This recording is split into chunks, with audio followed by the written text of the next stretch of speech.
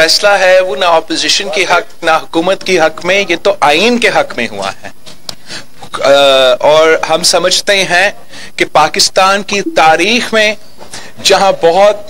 काले कानून हैं, ऐसे मुतनाज़ा फैसले आए हैं, ये वो पाकिस्तान की तारीख में एक फैसला लिखा जाएगा, गोल्डन वर्ड्स में ये रिकॉर्ड किया जाएगा कि आज पाकिस्तान के अदालत में हक, सच और जमहूरियत के साथ इंसाफ किया है। मैं समझता हूं कि ये इतना जरूरी एक जीत था,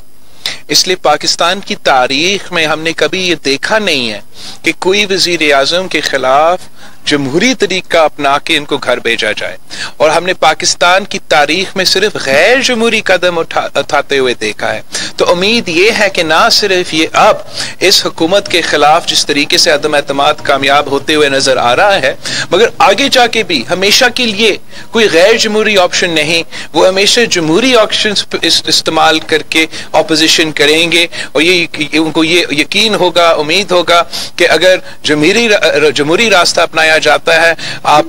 जीत भी सकते हो और गैर जमहूरी शख्स, सिलेक्टेड शख्स को भी हरवा सकते हो।